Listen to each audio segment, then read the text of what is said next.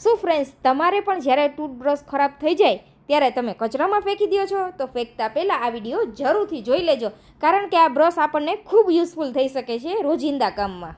થોડા સમય માટે આપણે બ્રશનો યુઝ કરીએ પછી બ્રશ જરાય કામના નથી રહેતા. તેના રૂછા છે તે બહુ હાર્ડ થઈ જાય છે ફ્રેન્ડ્સ, અને આપણે કચરામાં ફેંકી દઈએ છીએ. તો ત્યારે આ યુઝ જરૂરથી કરી લેજો. તો હવે લઈ લેવાનું છે નકામું ટૂથબ્રશ. હવે આપણે કોઈ પણ ચપ્પાને આ રીતે ગેસ ઉપર ગરમ કરી લેવાનું છે.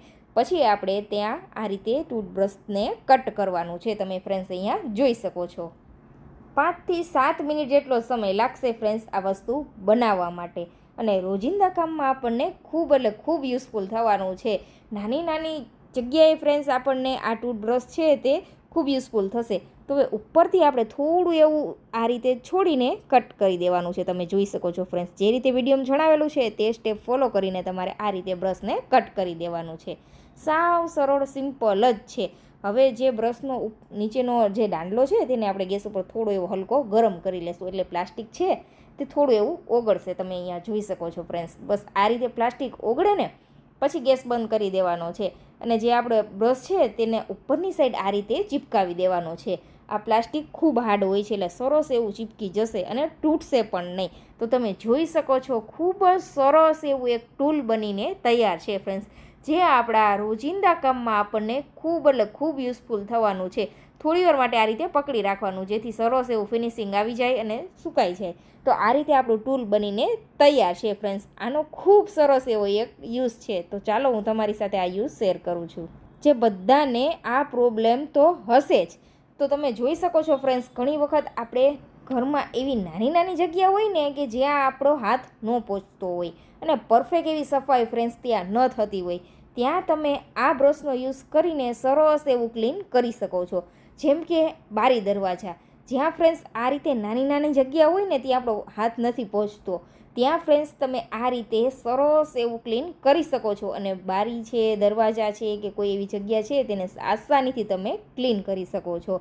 ખાસ કરીને ફ્રેન્ડ્સ આવી બારી છે તે તો તમે આસાનીથી સાફ કરી શકો છો, પણ આ રીતની સ્લાઇડર વિન્ડો હોય છે ને ફ્રેન્ડ્સ, તેની પટ્ટી જે છે ને તે ક્લીન કરવી ખૂબ એટલે ખૂબ ઝંઝટનું કામ લાગે છે. અને ઘણી વખત ત્યાં એટલી ડસ્ટ જમા થઈ જાય છે કે આપણે ઘણી વખત સાફ કરીએ પણ તે ક્લીન જ નથી થતી.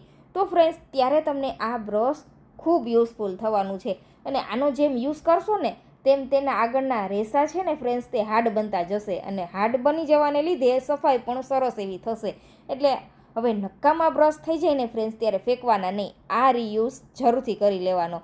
સફાઈ થઈ જાય પછી બ્રશને સારી રીતે ક્લીન કરીને રાખી દેવાનું, ફરી યુઝમાં તમે લઈ શકો છો. અત્યારે ગરમીઓની સિઝન છે ને એટલે ઘણા ઘરોમાં આપણે કૂલરનો યુઝ કરતા હોઈએ છીએ ફ્રેન્ડ્સ, પણ આ કૂલરને આપણે થોડા સમય માટે ક્લીન ન કરીએ ને તો તેનું પાણી એમાં જમા થવાને લીધે તેની અંદરથી એવી સ્મેલ આવવા લાગે છે, પાણીની પડતર સ્મેલ આવે છે.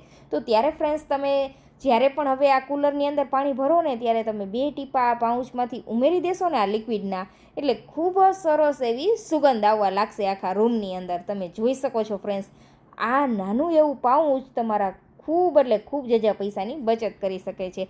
ઘણી વખત ફ્રેન્ડ્સ આપણે મોંઘા રૂમ ફ્રેશનર ખરીદતા હોઈએ છીએ, તો તે ખરીદવાની પણ જરૂર નહીં પડે.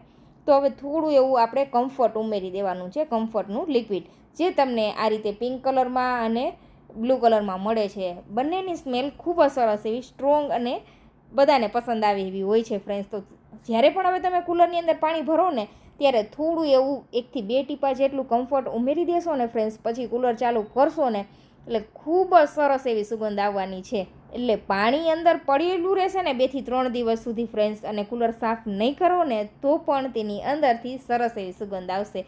તો ફ્રેન્ડ્સ આ ગરમીઓની સિઝનમાં ફ્રેન્ડ્સ તમે પણ આ રીતે જરૂરથી કમ્ફર્ટનો ઉપયોગ કરજો, ઘરમાં ખૂબ જ સરસ એવી સુગંધ આવશે.